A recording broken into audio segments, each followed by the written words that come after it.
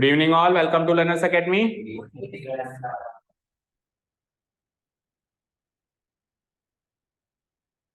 So we are now at exercise number 7.3, probably the last exercise of the chapter. ये एक और बचती है इसके पास, लास्ट एक ऑमिट हो गई आपकी चार में से, तो एक आखिरी एक्सरसाइज बचती है। ठीक है, 7.3 7.2 तक कल के सारे क्वेश्चन हमने कर लिए। सो इसका पहला क्वेश्चन है, अब the total exercise is based on congruence rules. और अभी तक आपने नोटिस किया हो तो एक या दो कॉन्ग्रुएंस रूल्स ऐसे हैं जो अभी तक यूज ही नहीं हुए, जैसे RHS और SSS भी कहाँ यूज हुआ, SSS भी यूज नहीं हुआ, आपने नोटिस किया हो तो। SSS यूज नहीं हुआ है, नहीं हुआ ना। SAS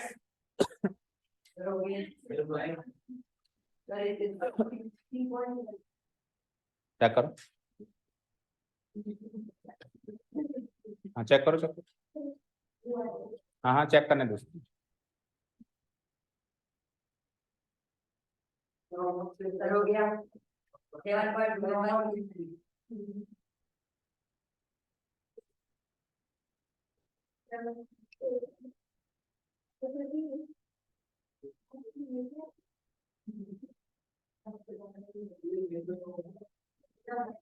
7.1 में तो नहीं हुआ। ठीक है, तो एक ही क्वेश्चन में हुआ है, तो करीब करीब ना होने जैसा ही मानो। और RHS तो आया ही नहीं, सीन में नहीं आया, आया क्या एक बार भी?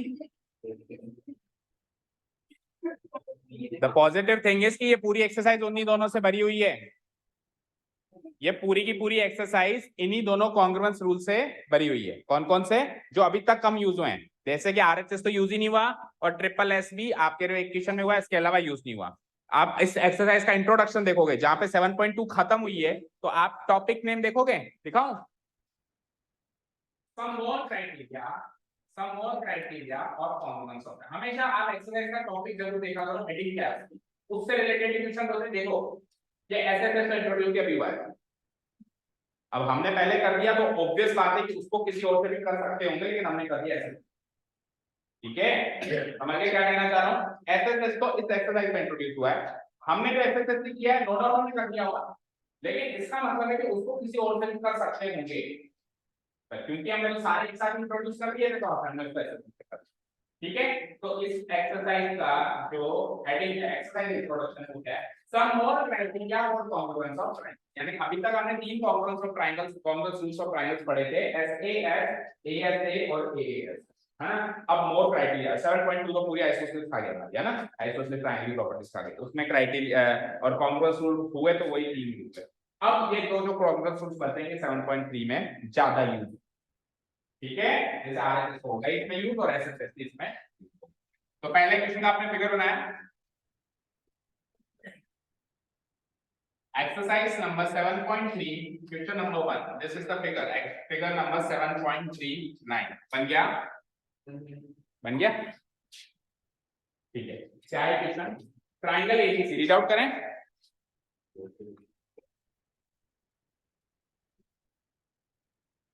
Triangle ABC and triangle DBC are two isosceles triangles. तो ऐसा नहीं है कि आइसोसेलेस ट्रायंगल की एक्सरसाइज खत्म हो गई तो आइसोसेलेस ट्रायंगल्स ही नहीं आएंगे, ऐसा तो कभी होता ही नहीं है। ये गेट लगा दो, पटाखे फूट रहे बाहर।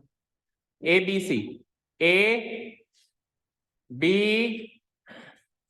यानी बड़ा ट्रायंगल, और दूसरा DBC बोले तो DBC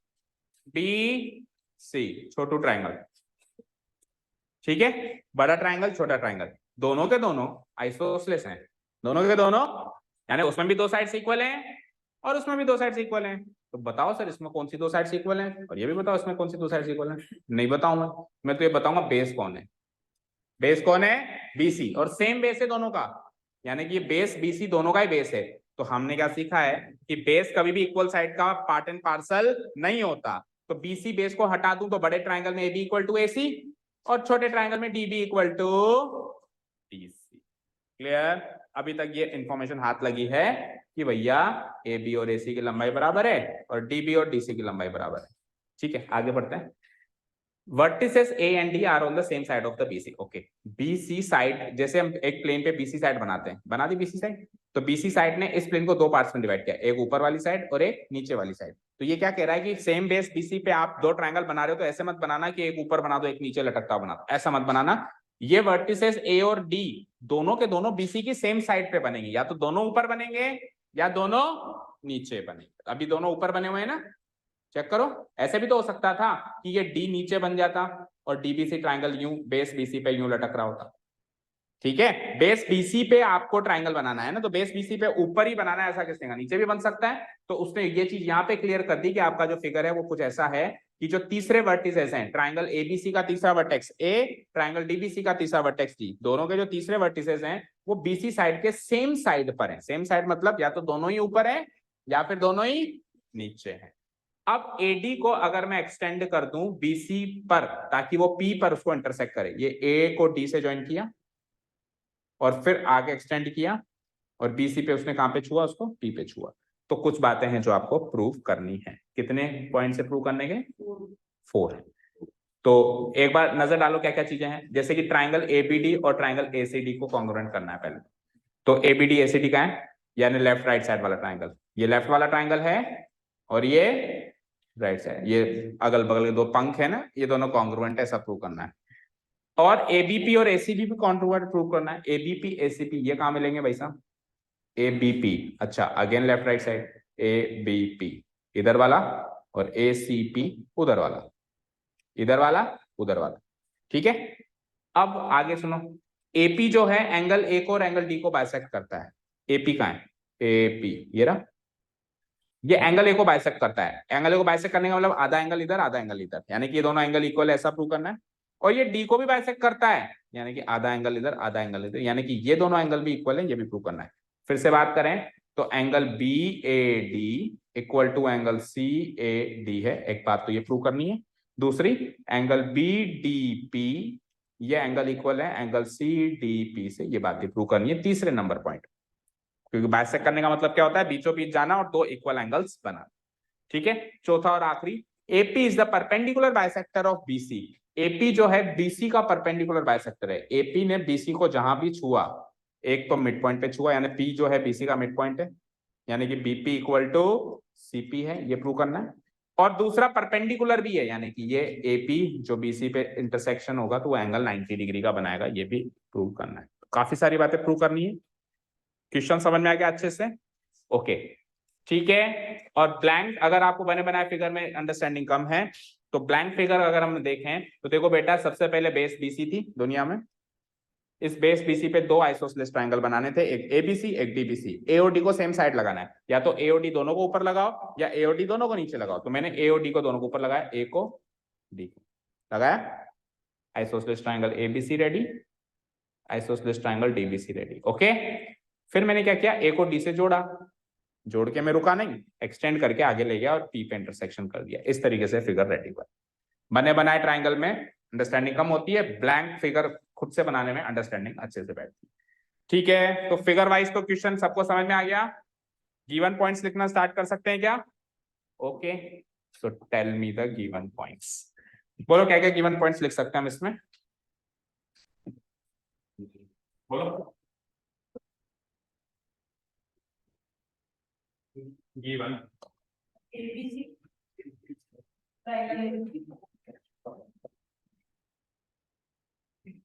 गिवन पॉइंट में हम लिख सकते हैं। सबसे पहले तो देखो ट्रायंगल एबीसी ट्रायंगल डीबीसी दोनों आइसोसेलेस हैं और इस वाले दोनों आइसोसेलेस बेस बीसी पर है। तो पहला गिवन पॉइंट डालो, triangle ABC is isosceles with base BC. दूसरा given point triangle DBC is also isosceles with base BC. पहला दो गिवन पॉइंट तो ये है। और अब इस एक्सरसाइज के सारे क्वेश्चंस में दिए बेटा, रेडी देना एंगल क्या होता है, ट्रायंगल एबीसी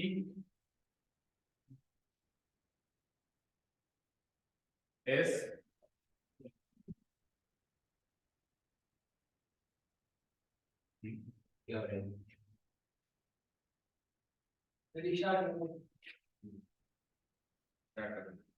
चलो लिखो, वेट मत करो। Triangle ABC is isosceles with base BC. दूसरा given point triangle DBC is also isosceles with base BC.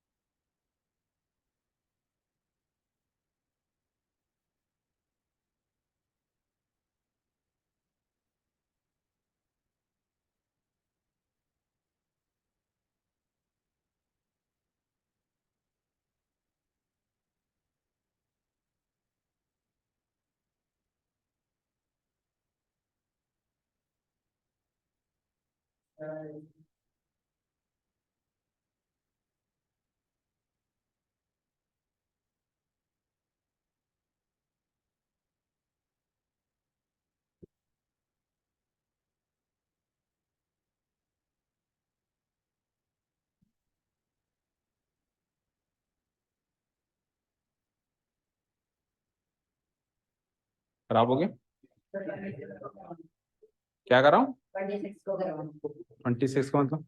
ये वाला क्वेश्चन 26 को करवा दो। अच्छा, इतने अच्छे विचार कहाँ से आते हैं आपके माइंड में? कभी सर हम जब से क्या पढ़ कभी तो है ना, मुंह से कोई अच्छी बात निकाला करो जो मन को भा जाए। चलो लिखो, गिवन गिवन पहला गिवन पॉइंट क्या है? Triangle is isosceles with base BC. Second given point बोलो, एंगल एंगल कभी आइसोसेलेस होता है क्या? ट्रायंगल क्या होता है? ट्रायंगल बोल,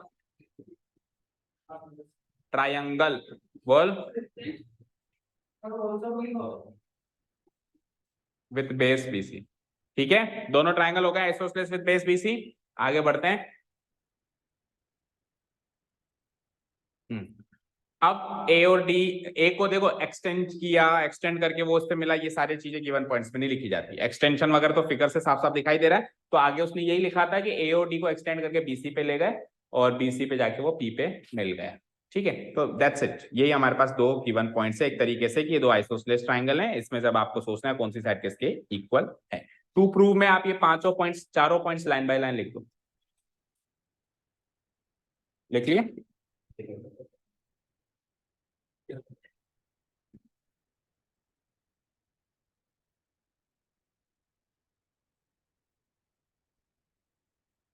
आज वैसे कहाँ गए सब सारे के सारे? आज शादियां हैं? मैं तो जाता ही नहीं, मैं जाता ही नहीं। शादी में जाने नुकसान ही होता है। कैसे? तो अब क्या बताऊं, टाइम वेस्ट होता है, बाहर का खाना खाते हैं पेट खराब होता है, अगला पूरा दिन खराब हो जाता है, ट्यूशन की छुट्टी हो जाती है।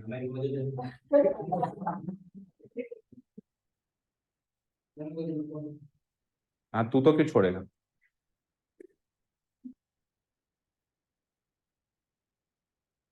जो ज्यादा दूसरों की शादी में जाता है उसकी खुद की नहीं होती आदत, क्योंकि शादियों में घूमने में रह जाता है, करियर बनाता नहीं है। अब आजकल नौकरी नहीं तो छोकरी भी नहीं, सिंपल सा लॉजिक है या नहीं? बता, मजाक थोड़ा कर रहा हूँ। Same thing applies to girls also. पर गर्ल्स की थोड़ा सा बेनिफिट ये है कि उनकी तादाद थोड़ी बॉयज से कम है, तो उनका तो काम निकल जाता है। अभी क्या हमारा रेशियो है, सेंसस रेशियो क्या है पता है किसी को? 1000 गर्ल, 1000 ना ऐसा नहीं है, 1000 बॉयज पे शायद 920 या 930 गर्ल्स। परसेंटेज तो कहाँ हुआ? अच्छा, परसेंटेज बता रहा हूँ, परसेंटेज में हो सकता है। बाकी जो सेंसस, जो जनगणना होती है वो इस तरीके से होती है, 1000 बॉयज पे 910 या 920 के बीच में गर्ल्स इन इंडिया। बाकी 80 छोरे कुंवारे ही मरेंगे। अब वो डिसाइड कर लो, उनमें से आप ना निकलो तो अच्छा पढ़ाई कर लो तो उस कैटेगरी से बाहर आ जाओगे। गर्ल्स की तो सबकी होगी क्योंकि उनकी तादाद वैसे ही कम है, तभी तो नहीं पढ़ती हैं आजकल, ये टेंशन नहीं है। हाँ,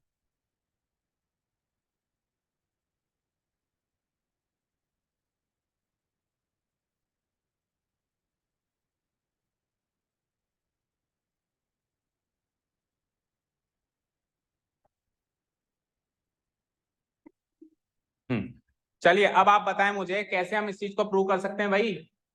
पहला पॉइंट आ जाओ। अच्छा, जब भी ये चारों पांचों पॉइंट्स एक साथ झुंड बना के आए तो मैंने आपको पहले भी कहा है कि एक दूसरे की मदद करते हैं। मतलब पहला अगर प्रूव हो गया तो it will help the second point. हो सकता है सेकंड थर्ड को हेल्प करे, हो सकता है फर्स्ट और सेकंड मिलकर थर्ड को हेल्प करें, हो सकता है फर्स्ट फोर्थ को हेल्प करें। जो प्रूव हो गया वो अगले के लिए गिवन पॉइंट मान लिया जाएगा, प्रूव्ड अबव लिख के। ओके, तो अब जब पहला ही पॉइंट प्रूव कर रहे हो तब कोई सहारा नहीं है, क्योंकि अभी तक तो कुछ प्रूव हुआ ही नहीं है। तो पहले पॉइंट को तो आपको जो क्वेश्चन के अंदर गिवन पॉइंट्स है उसकी मदद से ही प्रूव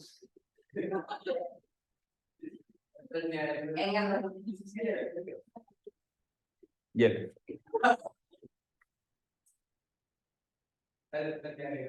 ठीक है। एनीवेज हमको इसको प्रूव करना है कुल मिला के।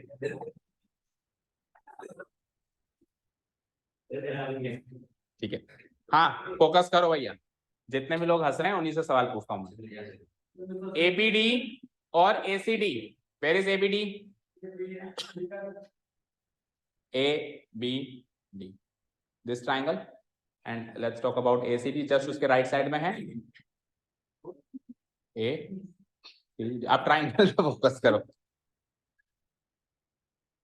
कुछ नहीं हो सकता बच्चों, आप लोगों को कुछ भी नहीं हो सकता। ये लो हटा ही दिया मैंने, पैड खराब नहीं हुआ इसका, आना मोस्ट प्रोबेबली ये केबल खराब हुई है। अब इसको या तो केबल नई मंगानी पड़ेगी, जो कि यहाँ मिलती नहीं है, देख लेना।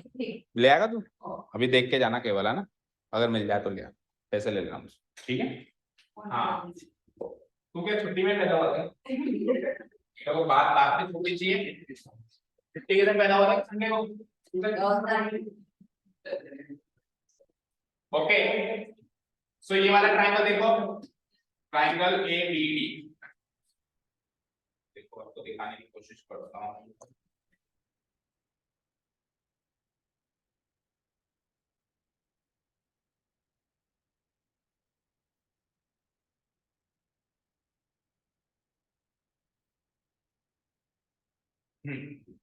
तो देखो triangle A B D, this triangle, ठीक है, and another triangle is triangle, उधर वाला ट्राइंगल ए सी, चल ही रहा सेम कलर आ गया, triangle A C,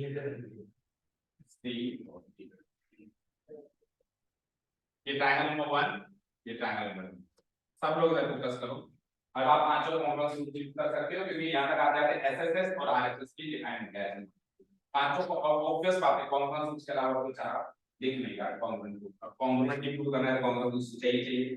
so tell मी कौन से कॉम्पोनेंट्स पूछे हैं दोनों triangle components? S S S, ये देखो ये एडी जो है एसी के इक्वल गिवन है, ये बीडी जो है गिवन नहीं है, एक्चुअली बेस बीसी है। तो बेस बीसी है तो बच्चे दो साइड इक्वल होंगे इस ट्रायंगल में, और छोटे ट्रायंगल में बेस बीसी है उसको तो ये दोनों साइड इक्वल होगी। तो यानी कि ये इस ट्रायंगल की ये साइड इसके इक्वल, ये ट्रायंगल ये साइड तो इसके इक्वल, ये साइड इसके इक्वल, और ये हो गई इसकी कॉमन साइड। तो तीनों साइड के बराबर हो गई, तो ट्रायंगल कॉम्प्लीट हो गई इजीली। चलो इसको तो करो खत्म फटाफट। आइए प्रूफ सेक्शन स्टार्ट करते हैं हम, और जिन दो ट्रायंगल्स को आपको कॉन्ग्रुएंट प्रूव करना था उनको इंट्रोडक्शन बोलो, किस चीज को करना था? Here and triangle. अच्छा एक चीज, बेस बीसी है तो वो लिखना पड़ेगा पहले, ठीक है ना। सबसे पहले इन दोनों पॉइंट पे ले लेते हैं, जो स्टार्ट करो। हेयर पहला गिवन पॉइंट क्या है? इन ट्रायंगल, एक ट्रायंगल का मैं लिखूंगा, दूसरे ट्रायंगल का आप लिखेंगे, जैसे हमेशा करते हैं। Here in triangle ABC, hair in isosceles triangle है, हेयर इन आइसोसेलेस सेट कर दो बीच में, थोड़ा सा क्या है इसमें अभी प्रैक्टिस कम है, थोड़ा सा दिक्कत है। Here in isosceles triangle, triangle A B C, comma side BC is the base, side BC is the base। कहां से पता चला? given is the question, given डाल देते हो, ठीक है। तो अगर BC बेस है और ट्रायंगल का नाम ABC है, तो BC को भूल जाओ, बेस को भूल जाओ, बचा क्या? AB और AC, ये दोनों साइड बची, बोलो अब दी। तो AB equal to AC, AB equal to AC, यहां तक क्लियर है? अब ट्रायंगल बीबीसी के लिए लिखो ऐसे कैसे पॉइंट्स क्विकली, हाँ अगेन करके, अगेन इन आइसोसेलेस ट्रायंगल करके,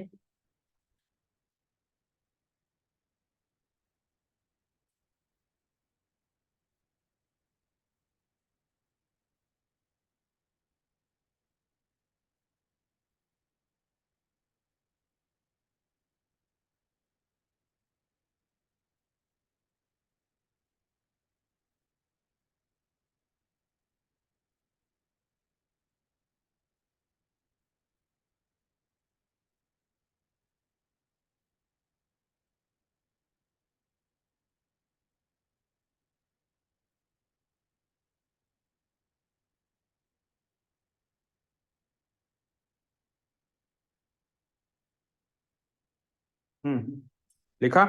क्या लिखा? Again in triangle, again in isosceles triangle. बोलो सेकंड आइसोसेलेस ट्राइंगल का नाम क्या है? डीबीसी। और उसमें भी बेस सेम है, वही है, side BC is the base, और वो अगेन हो जाएगा हमारा given part, side BC is the base. ठीक है, सो बोलो यहां से क्या आ जाएगा, कौन सी साइड इक्वल हो जाएगी? डीबीसी ट्राइंगल का नाम है, और बीसी बेस तो भूल जाओ, तो कौन सी दो साइड्स बची? डीबी और DC. So DB equal to DC, DB equal to DC. This will be my second result. अब आप उठा लो दोनों ट्राइंगल्स को, तो जब आप A B equal to AC या डीबी इक्वल टू डीसी लिखो कॉन्ग्रुएंस में, तो लिख देना प्रूव्ड अबव। समझ गए? इसकी तैयारी कर ली? हाँ, इक्वेशन मत डालो, क्योंकि इक्वेशन तब डालनी चाहिए जब आपको उसको आगे भी काम में लेनी हो। अभी कॉन्ग्रुएंस रूल में ही तो काम में लोगे, या आगे काम लोगे। चलो ठीक है, डाल दो इक्वेशन 1, इक्वेशन, क्या पता आगे काम आ जाए। So equation 1 and equation 2। अब ये एनालिसिस हमको करना होता है भाई, केवल एक ही जगह काम आएगी तो इक्वेशन 1 2 ना डाल के हम सिंपली प्रूव्ड अबव लिख सकते हैं। और हमको लगे यार आगे कुछ 4 क्वेश्चन है, क्या पता आगे भी काम आ जाएगी, A B equal to AC है, तो फिर वापस डालना पड़ेगा फ्रॉम इक्वेशन 1, तो इसलिए इक्वेशन 1 डाल दिया। चलो अब फाइनली हम ट्राइंगल्स उठा लें। ठीक है, तो नाउ इन ट्राइंगल, जिन ट्राइंगल्स को हम कॉन्ग्रुएंट, ये पहले क्वेश्चन का भी प्रूफ चल रहा है ना। नाउ इन ट्राइंगल, कौन से दो ट्राइंगल को कॉन्ग्रुएंट करना था पहले क्वेश्चन में? एबीडी एसीडी, उनको कर दो introduce. Now in triangle ABD and triangle ABD ACD, है ना? मैं गलत पढ़ रहा हूं क्या? ABD ACD, ACD. सबसे पहले तो यही दोनों साइड्स लिख दो बेटा, और लिख दो उसमें फ्रॉम इक्वेशन 1 एंड 2। एक तो AB इक्वल टू, और फ्लो भी चेक कर लो, ABC। ठीक है, और DBDC भी चेक कर लो, DBDC। दोनों साइड्स का फ्लो चेक हो रहा है, सेम हो रहा है, मैच हो रहा है, मतलब correspondingly AB equal to AC and DB equal to DC। इसके सामने लिख दो फ्रॉम इक्वेशन 1, ये बात पता चली, उसके सामने लिख दो from equation 2, from equation 1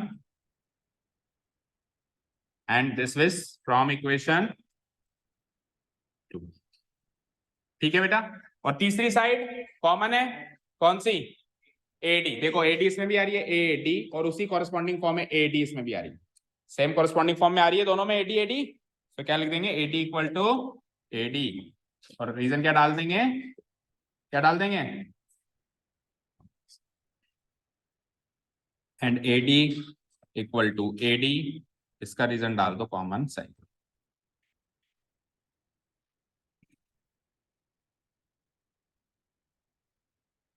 done.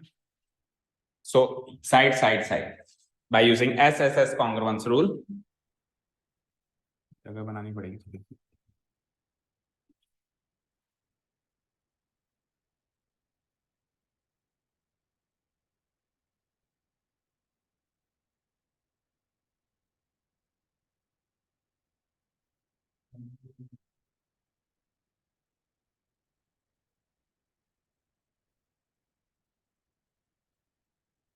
ज्यादा ऊपर से घुस गया क्या उसमें?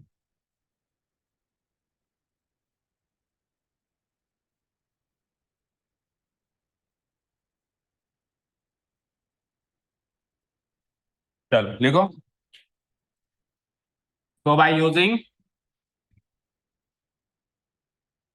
using SSS congruence rule,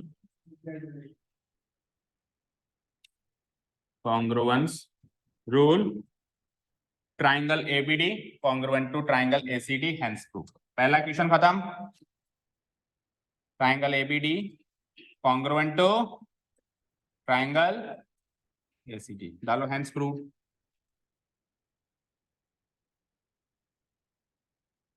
चलें अब सेकंड क्वेश्चन पे, मतलब इसके सेकंड पार्ट पे। हो गया? नो डाउट, समझ में आ गया अच्छे से? No doubts? इक्वेशन 1, चले। सो नाउ क्वेश्चन नंबर 2 पढ़ते हैं। क्या है क्वेश्चन नंबर 2 में है एबीडी और एसीपी। अब जो है एबीडी और एसीपी चाहिए उसको। क्या चाहिए? एबीडी और एसीपी। एक बार फोकस करते हैं वापस, नेक्स्ट पेज पे आ जाओ।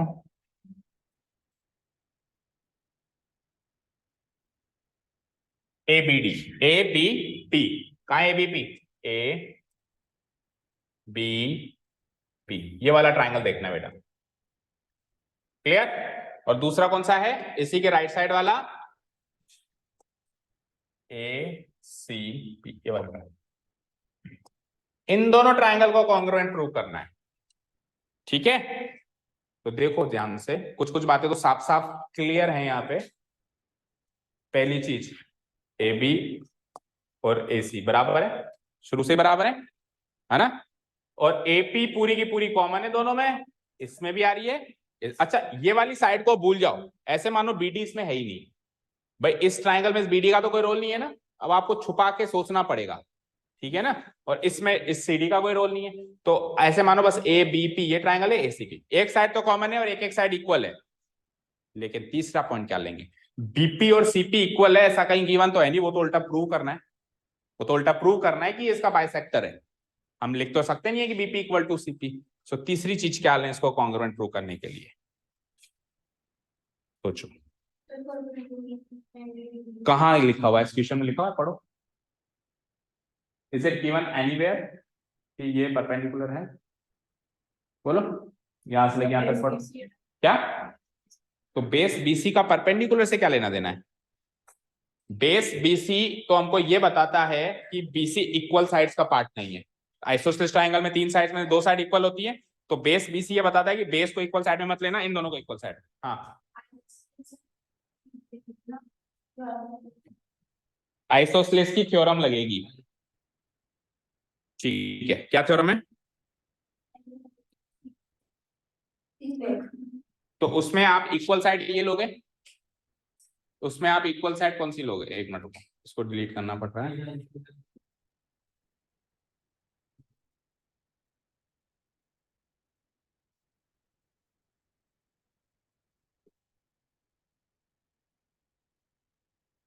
हंसी आ रही है बहुत भयंकर।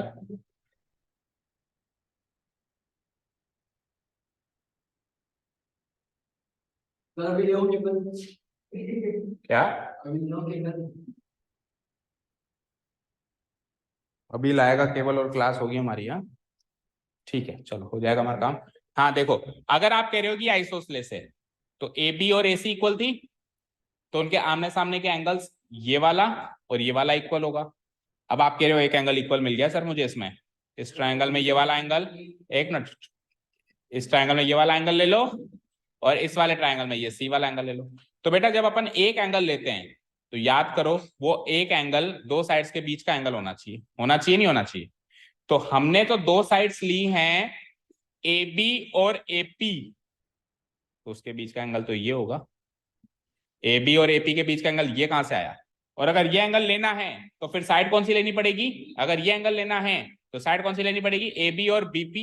ये बीपी तो नहीं ले पा रहा मैं, अगर बीपी ले लूं तो वैसे ही हो जाए एस एस। ये बीपी तो नहीं ले पा रहा ना मैं, क्योंकि एक एंगल लेते हैं तो वो एंगल हमेशा बीच का होना कंपलसरी है।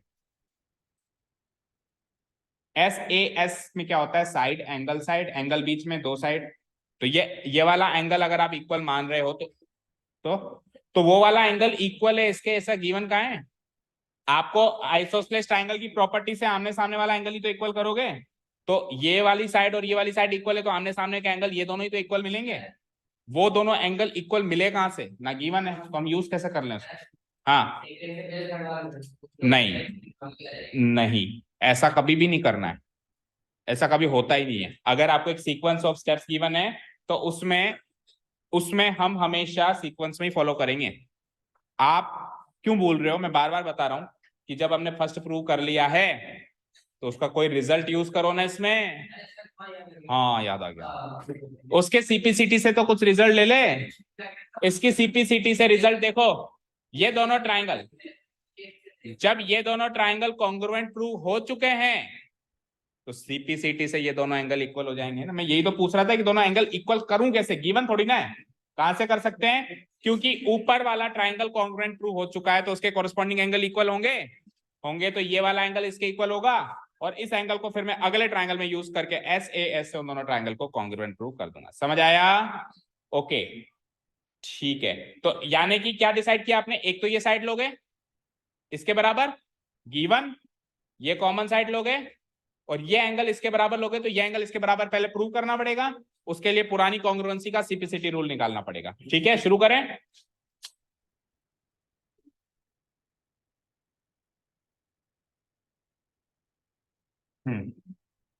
आइए, सो सबसे पहले सेकंड क्वेश्चन की स्टार्टिंग में अपन सीपीसीटी निकालते हैं। नाउ वी हैव, तो ऑलरेडी हमने क्या प्रूव कर रखा है बताओ? पहले क्वेश्चन में क्या प्रूव कर रखा है? बात पे बात, triangle ABD congruent triangle AC, ये तो हमने अभी अभी प्रूव किया है, सामने डालो प्रूव करो। ये बहुत बड़ा हिंट है, मैं बार बार कह रहा हूं कि जब 3-4 क्वेश्चन होंगे तो केवल एक पहले वाले को दिक्कत आएगी, बाकी तो पहला फिर दूसरे को हेल्प करेगा, दूसरा तीसरे को हेल्प करेगा। ठीक है ना? तो आपको जहां भी आप अटको तो आप पहले वाले पॉइंट के पास जाना, भैया तूने जो प्रूव किया है उसके कुछ रिजल्ट्स दे सकता है क्या तुमको? तो देगा।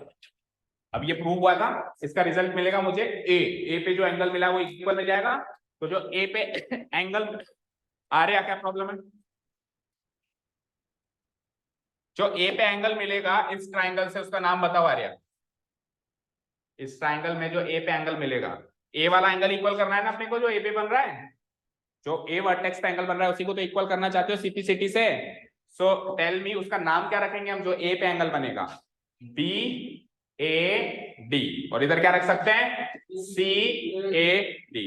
तो by CPCT angle B A D implies angle B A D equal to angle C A D. Reason क्या डाल देंगे? By CPCT. इतना, यहां तक कोई डाउट? यहां तक कोई डाउट? बोलो। अब देखो ये हमने लिख तो दिया, लेकिन अगले ट्राइंगल में ये एंगल ये वाला पॉइंट हमारे किसी काम का नहीं है, क्योंकि अगले ट्राइंगल को जिसको आपको कॉन्ग्रुएंट प्रूव करना है उसका नाम बोलना, नाम बोलो, ट्राइंगल का नाम बोलो, एबीपी। अब एबीपी में डी कहां से आया? तो इस पॉइंट को एज इट इज वहां यूज नहीं कर सकते ना, दैट मींस इस एंगल का नाम परिवर्तन करके उस ट्राइंगल के अकॉर्डिंग रखना पड़ेगा। तो एक बार आप ट्राइंगल पे आओ, ये वाला जो एंगल है, टेल मी आर्या क्या प्रॉब्लम है बताओ ना, तो क्यों बार बार पीछे देखने की जरूरत पड़ रही है? नेक्स्ट टाइम यू विल, अगर आपने पीछे देखा तो आपको उल्टा बिठा देंगे हम, फिर देखते रहना जितना देखना है पीछे। देखो इस ट्राइंगल में जो ए पे एंगल बन रहा है उसका नाम बी ए डी है ना? है या नहीं है? लेकिन इस ट्राइंगल में जो ए पे एंगल बन रहा है उसका नाम बी ए डी नहीं है, पी है। इस ट्राइंगल में तो ये बी डी लाइन सेगमेंट है ही नहीं ना, कुछ है ही नहीं है, तो इस वाले एंगल का नाम क्या होगा? बी ए पी, ना कि डी। आप सिंपल सा लॉजिक देखो, इस एंगल को लिखने के लिए मैं चाहो तो बी ए डी लिख सकता हूं, और डी ना लिख के आगे बढ़ के बी ए पी भी तो लिख सकता हूं, लिख सकता हूं ना? तो जो अभी मैंने बाई सीपीसीटी से बी ए डी लिख के छोड़ा हुआ है उसको अगली स्टेप में बी ए पी लिख देता हूं, क्योंकि बी ए पी नाम का एंगल मुझे उस कॉन्ग्रुएंस रूल में काम आएगा, क्योंकि उस ट्राइंगल में डी तो कुछ है ही नहीं, जो है वो पी है, तीसरा वर्टेक्स उसमें पी है। समझ आया? बोलो समझ आया धीरज? और सिमिलरली इस ट्राइंगल में जो एंगल सी ए डी था, अब इस बड़े ट्राइंगल में उसका नाम क्या हो जाएगा? सी ए पी। तो इधर से ले लूंगा मैं बी ए पी, इधर से ले लूंगा मैं सी ए पी, तो उसी के आगे इंप्लाइज करके लिख सकते हैं, इस बात को हम लिख सकते हैं, उसी के आगे इंप्लाइज करके लिखो, इंप्लाइज बी ए डी को तो लिख दिया मैंने बी ए पी, क्या लिख दिया? और सी ए डी को लिख दिया मैंने एंगल सी ए पी, और ये तो फिगर से ही क्लियर है, तो इसका कोई रीजन लिखने की जरूरत नहीं है। ठीक है ना? बोलो, जो एंगल बी ए डी है वही तो बी ए पी है, फिगर से देखो, और जो एंगल सी ए डी है वही सी ए पी है। लेकिन ऐसा लिख दो, थोड़ा अच्छे से लिख देता हूं, angle B A P equal to angle C A.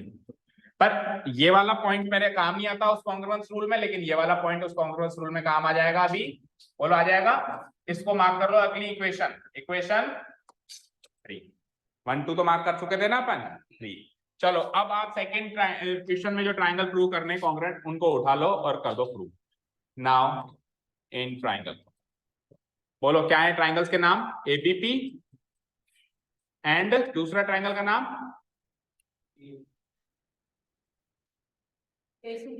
ABP and ACP. हम इतना भी क्वेश्चन में इन्वॉल्व नहीं हो पाते कि जो क्वेश्चन 2 चल रहा है उसके ट्राइंगल्स के नाम हमको याद हो, इतना भी हम इन्वॉल्व नहीं हो पाते।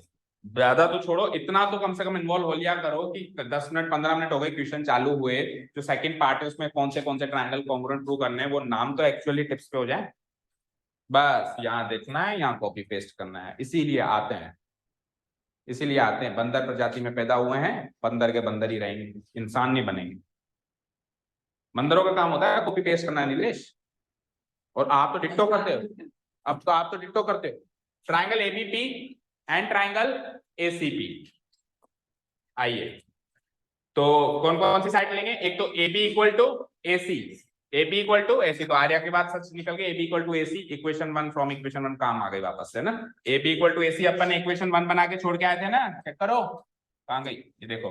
AB equal to AC equation 1 बना के छोड़ के आए थे, तो जैसे मैं AB इक्वल टू AC लिखूंगा तो क्या लिख दूंगा? From equation 1। जैसे यहाँ लिखा था वैसे वहां पे भी लिखना पड़ेगा। तो लिख दो सबसे पहले तो AB equal to AC from equation 1।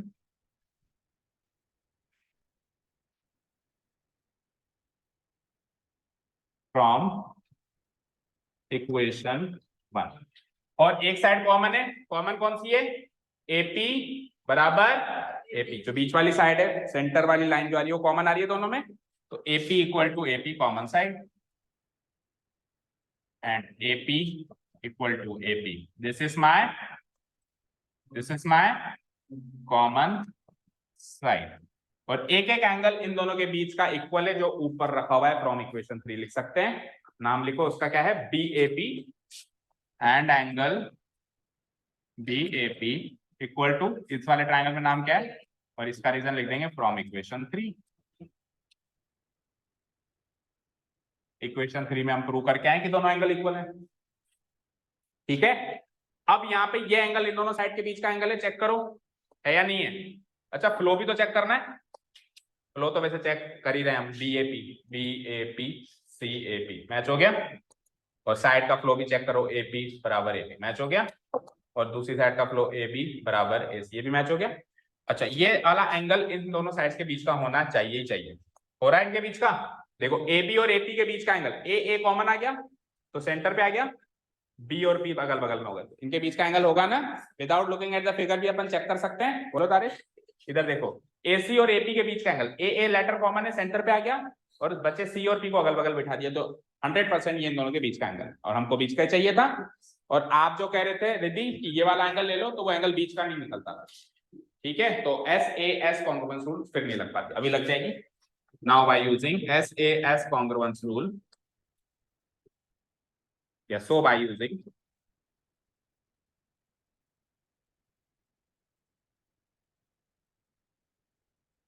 SAS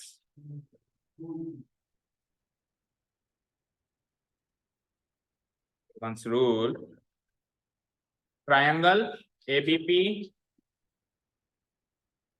congruent to triangle ACP, डालो हैंड्स प्रूफ, डालो बोल रहा हूं, बोलो थोड़ा बोल रहा हूं, मैं कह रहा हूं लिखो तो लिखो, हैंड्स प्रूफ। ओके हो गए 2 क्वेश्चन। चलें तीसरे पे, नेक्स्ट पेज पर 2 हो गया नोट डाउन, हो जाएंगे, तेरे बस की बात है, मत करना। सरल से क्वेश्चन तो होते नहीं है, इसको करेगा। थर्ड क्वेश्चन, अब आपको प्रूव करना है कि AP ने एंगल A और एंगल D दोनों को बाइसेक्ट किया है। AP ने किस किस को बाइसेक्ट किया है? एंगल A और एंगल D। तो एंगल A और एंगल D दोनों को अगर आपने बाइसेक्ट किया तो कौन कौन सा एंगल इक्वल होंगे? Let's see. Angle A bisect हुआ है बेचारा, दैट मींस ये दोनों एंगल बराबर, और ये दोनों एंगल बराबर तो अभी अभी प्रूव किए हैं। पीछे क्या प्रूव किया था हमने? प्रूव किया था ना BAD बराबर CAD। कौन सी इक्वेशन में बना के छोड़ी थी? BFP ले लो, चलो नीचे तक ले लो, नीचे तक लोगे तो भी तो दोनों एंगल बराबर हो जाएंगे। तो इक्वेशन 3 में हमने यही तो प्रूव किया है। तो फ्रॉम इक्वेशन 3 एक काम तो सर गया। लेकिन दूसरा काम क्या है कि ये एंगल डी भी बाइसेक्ट हो रहा है, दैट मींस ये वाला भी इसके बराबर है, ये भी प्रूव करना है। और ये वाला इसके बराबर, जब तक आप इन दोनों ट्रायंगल को कॉन्ग्रुएंट प्रूव नहीं करते तब तक नहीं कर सकते। जो नीचे वाले जो दो छोटू ट्रायंगल्स हैं, इन दो छोटू ट्रायंगल्स को आपस में कॉन्ग्रुएंट प्रूव करना ही पड़ेगा। Let me highlight it. PDP को इसके कॉन्ग्रुएंट करोगे तब जाके बाई CPCT ये दोनों एंगल इक्वल आएंगे।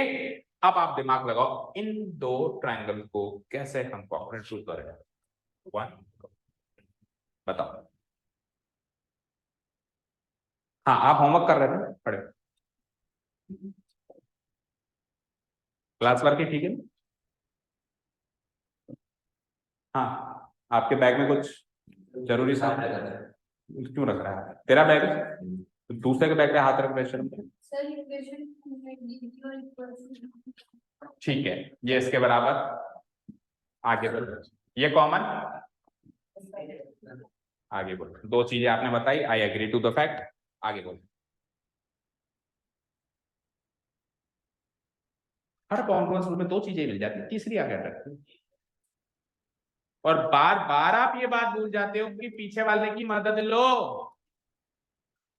तो अभी अभी आपने इन दोनों ट्राइंगल को कॉन्ग्रुएंट, अरे इन दोनों ट्राइंगल को कॉन्ग्रुएंट प्रूव किया है तो BP equal to CP by CPCT आ जाएगा।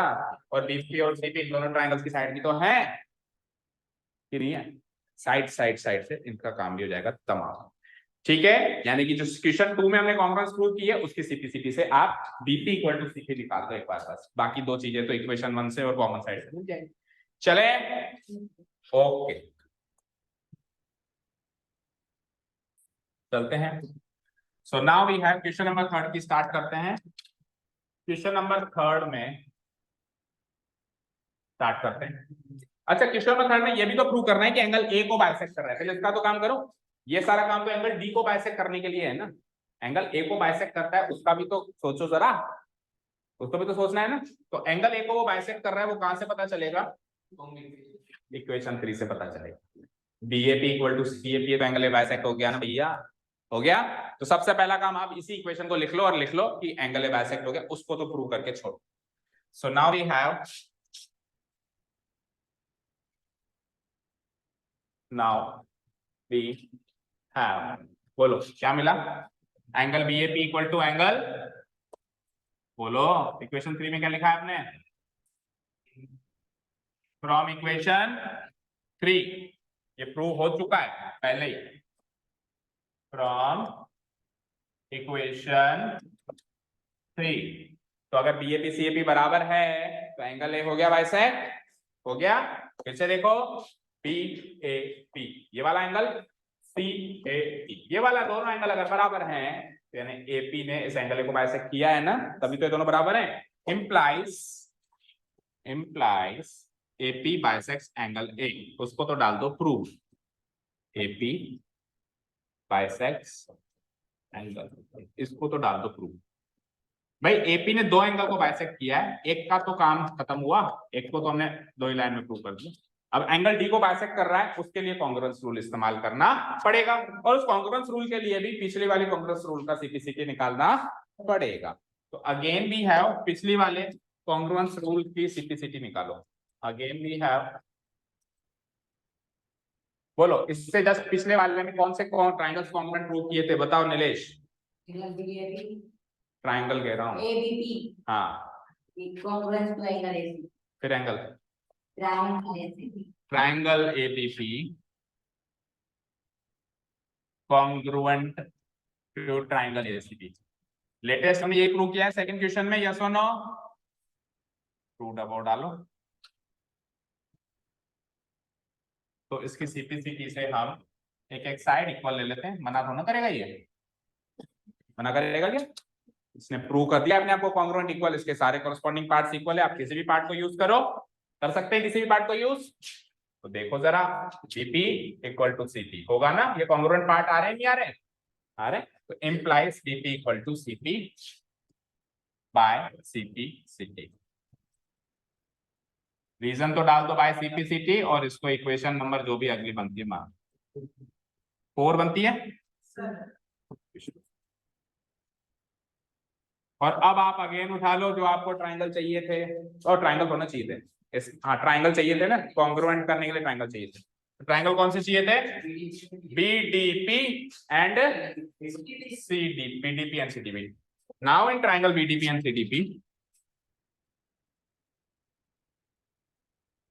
now in triangle BDP and triangle CDP, ठीक है। सबसे पहले तो बीपी बराबर सीपी लिखो ऊपर से, सबसे पहले तो ऊपर वाला पॉइंट लिख लो, बीपी बराबर सीपी फ्रॉम इक्वेशन 4। और एक इक्वेशन 2 से भी मिल रहा था क्या कुछ? इक्वेशन 2 से क्या मिल रहा था आर्या? क्या? dB इक्वल टू डीसी लिखा भी हमने ऐसे ही था क्या? dB इक्वल टू डीसी लिखा है, ठीक है, जो लिखा है वो लिखो। dB equal to DC and dB equal to DC from equation 2, from equation 2, ठीक है। तो दो साइड तो मिल गई, और तीसरी साइड कॉमन है ना, कौन सी? देखो इसके नाम में देखो, DP DP DP DP DP equal to DP common side.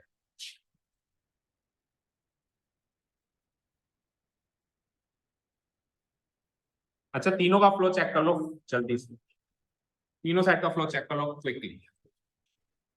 देखो सबसे पहले बीपी फर्स्ट से थर्ड, सीपी फर्स्ट से थर्ड, मैच हो गया हुआ धीरज। डीबी सेकंड से फर्स्ट, डीसी सेकंड से फर्स्ट, मैच हुआ सेकंड लेटर से फर्स्ट लेटर। आओ डीपी सेकंड से third letter, again DP second से थर्ड लेटर, मैच हो गया।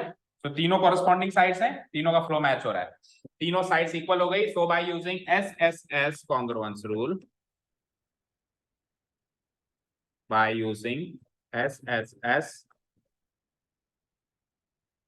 कॉन्ग्रुएंस रूल, बोलो कौन से ट्राइंगल्स थे जिनको कॉन्ग्रुएंट कर रहे थे हम? BDP congruent to triangle BDP. But हमारा काम कॉन्ग्रुएंट करना नहीं था इसमें से, अब सीपीसीटी निकालना।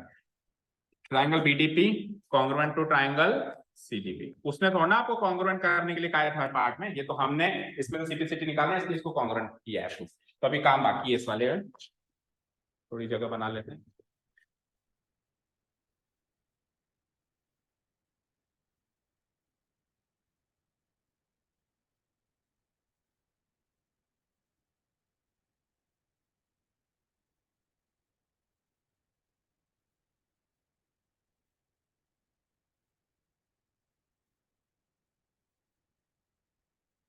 काफी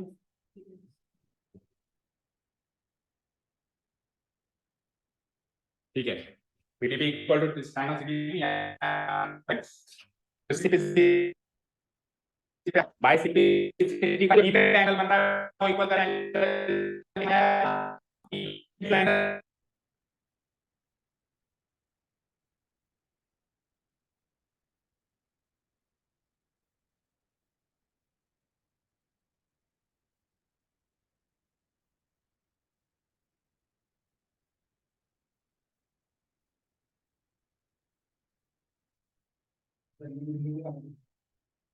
कल की वीडियो देखी थी, दिखता है video? Angle BDP equal to angle CDP by CP CT, कौन कौन वीडियो देख रहा है? बस दीदी एंड कभी कभी जैसा फ्री बैठे रहते हैं, बोर हो रहे हैं तो देख लेते हैं, ठीक है। बीडीपी इक्वल टू सीडीपी, नहीं जिस दिन समझ नहीं आता उस दिन देखते हैं, बट हम ये भी तो कर सकते हैं कि हम रिवीजन डेली कर लें, जो समझ में आ रहा है वो डबल समझ में आ जाएगा, मजबूत हो जाएगा। कितना टाइम लगता है? मुश्किल से I can challenge you 10 to 15 minutes में आप डेली की वीडियो रिवाइज कर सकते हो। बेटा 1.5 स्पीड पे देखो ना, और एक्स्ट्रा जो हमारी टॉक्स होती है उनको क्यों सुनते हो बैठ के? काटो उसको। कर सकते हैं नहीं हम? 15 मिनट मैक्सिमम मान रहा हूँ, और आप एक बार वीडियो रिवाइज कर लो, आपका बिल्कुल तरोताजा हो जाएगा, अगले दिन के लिए रेडी हो जाओगे। हाँ सर बिल्कुल आ सकती है, ठीक है, वो आपकी चॉइस है। BDP equal to CDP. अब अगर बीडीपी और सीडीपी इक्वल है, क्या है बीडीपी? बीडीपी यानी ये वाला एंगल, सीडीपी यानी ये वाला एंगल। तो ये दोनों एंगल अगर इक्वल है, that means angle D bisect हुआ है। किसने किया? एपी ने। किसने किया? एपी ने। तो AP bisects angle D, implies AP bisects angle D. ये हो गया हमारा फाइनली ये third point prove. Hence prove लगा दो और लास्ट वाले पे आ जाओ। अब लास्ट वाला करीब करीब हर क्वेश्चन में सरल ही होता है, तो मुझे ऐसा लग रहा है कि इसमें भी इजी रहेगा। किसको छोड़ दूं? मैंने कब पकड़ा? पकड़ा किसी को मैंने? किसी को रस्सी से बांध के रखा है? जो चाहे वो जा सकता है। गेट खुला है, लॉक भी नहीं लगाया, ताला भी नहीं लगाया। नहीं, पापा को भी नहीं करूंगा, ना पापा को करूंगा ना मम्मी को करूंगा, जिसको मर्जी हो जा सकता है। हाँ जी, लेकिन अब जाएगा कोई भी नहीं, मुझे पता है। मेरे को, मैं क्यों पीछे रह जाऊंगा? बाकी सब तो पढ़ लेंगे, है ना? वो भी तो होता है। जाना तेरे जाने से कौन सा वहां शादी रुक जाएगी या नहीं होगी? तू नहीं जाएगा तो रुक जाएगी क्या? बोला है कि दूल्हा दुल्हन ने तेरी शक्ल देख के हम शादी के फेरे लेंगे? पंडित है तू वहां पे, और ना हमारी क्लास रुकेगी, तो तू चाहे तो जा सकता है। ना इधर का काम रुकना, ना उधर का काम रुकना। हाँ जी, AP is the perpendicular bisector of BC. अब एपी अगर बीसी का परपेंडिकुलर बाइसेक्टर है, तो इसका मतलब कौन बताएगा? इसका मतलब ये हुआ कि, इसका मतलब ये हो गया, अगर ये एपी, ये बीसी की, एपी अगर बीसी की परपेंडिकुलर बाइसेक्टर है, क्या है? तो परपेंडिकुलर बाइसेक्टर मतलब ये दोनों जहां टकरा रहे हैं वहां 90 डिग्री का एंगल बनना चाहिए। दूसरी चीज, ये दोनों बाइसेक्ट होने चाहिए। तो बीपी इक्वल टू सीपी तो अभी इक्वेशन 4 में लिख के लाए, कॉपी पेस्ट करो। बीपी इक्वल टू सीपी तो इक्वेशन 4 से लिख के लाए। अरे सुन लो पूरी बात। अब 90 डिग्री कैसे प्रूव करें? Let's analyse this. तो ये 90 डिग्री है बेटा, ये कैसे प्रूव कर सकते हैं? वो भी बड़ा आसान है। अभी अभी जो आपने ट्रायंगल प्रूव किया है, कॉन्ग्रुएंट कौन सा था? तो बाई सीपीसीटी ये दोनों एंगल इक्वल होंगे, और लीनियर पेयर से 180 भी बनेंगे, इक्वल भी हैं, 180 भी सम है, तो 90 90। नहीं होमवर्क नहीं है, ये करना है, ठीक है? समझ आया? करें कंप्लीट।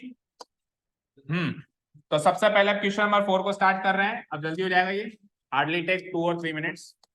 क्वेश्चन नंबर 4 में सबसे पहले तो आप इक्वेशन 3 वाली वो बात लिख लो, या बाद में लिखें? बोलो, बाद में लिखते हैं। पहले ट्राइंगल कॉन्ग्रुएंसी अभी अभी हमने क्या प्रूव करी है? तरोताजा। नाउ वी हैव करके, नाउ वी हैव, बोलो अभी अभी तरोताजा कौन सी ट्राइंगल कॉन्ग्रुएंसी प्रूव करी है? Triangle BDP congruence, congruent to triangle. Nilesh आवाज नहीं आ रही तेरी, फिर कहेगा। Triangle BDP congruent to triangle CDP अभी तरोताजा प्रूव करिए। तो उसमें जो कहां पे एंगल बन रहा था? पी पे। जो पी पे एंगल बनेगा वो इक्वल होगा, तो पी पे कौन सा एंगल बनेगा? बीपीडी। इधर सीपीडी। बाय सीपीसीटी से दोनों एंगल इक्वल कर दो, implies angle P P D equal to angle C P D by CP CP. कोई डाउट नहीं है? बीपीडी, बीपीडी सही लिखा है, बीपीडी इक्वल टू सीपीडी। तो बीपीडी सीपीडी बराबर तो है बीपीडी, इधर वाला एंगल सीपीडी उधर, ये दोनों एंगल बराबर तो हैं, पर ये लीनियर पेयर भी तो बना रहे हैं, उस दोनों का सम क्या हो जाएगा? 180 डिग्री। तो मैं क्या लिखूंगा? ऑल्सो, ऑल्सो इन दोनों एंगल का सम होता है क्या होता है? Also angle BPD plus angle CPD equal to 180 degree. Reason बता? लीनियर। तो एक तरफ तो आप कहते हो ये दोनों एंगल बराबर हैं, और एक तरफ आप कहते हो इन दोनों का सम 180 है, तो दोनों को कितने कितने मिलेंगे पाती में? 90 90। So angle BPD equal to angle CPD equal to 180 degree divided by 2, that means 90 degree each, that means 90 degree each।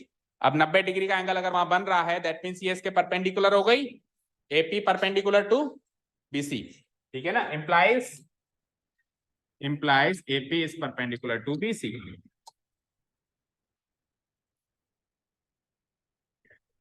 अब AP BC के परपेंडिकुलर तो हो गई, बाइसेक्टर भी तो प्रूव करनी है ना।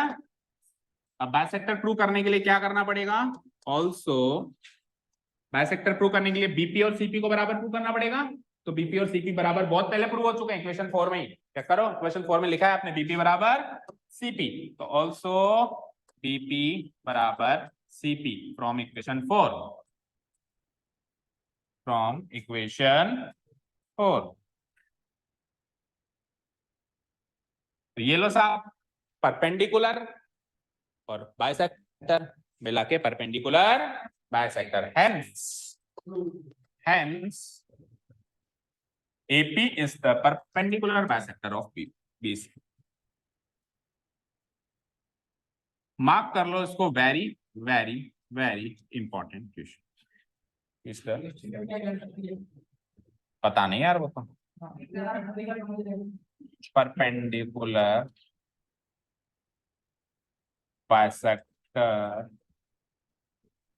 Of BC।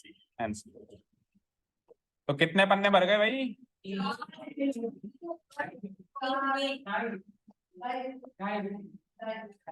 तो मुस्कुराइए, आप क्लास 9th में हैं और बहुत जल्दी 10th में जाने वाले हैं, ठीक है, हो गया नोट डाउन। अब एक चीज मैं पूछना चाह रहा हूं, जो जिस पे वैसे तो 100% आप मना करेंगे, बट फिर भी चांस ले लेता हूं पूछने का।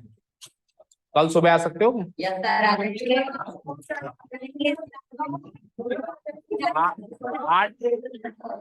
आठ से 9 आ जाओ। तो बस कितने बजे आती है? आती बस तो आएगी नहीं, इलेक्शन चल रहे हैं। कितने बजे आएगी? कितने बजे? 9 बजे ना। अंदर आओ, वापस अंदर आओ। आपको 9 बजे स्कूल जाना है, बस 6 बजे स्कूल जाना है। आपको 6 बजे स्कूल जाना है, आप 8 से 8:45 आ जाओ। 7 बजे ऑलरेडी क्लास आ रही है, 7 बजे ऑलरेडी 10th वाले आ रहे हैं। कौन सी? कितने बजे? चलो जाओ, भागो। Thank you so much for listening to us. Have a nice day. Keep learning.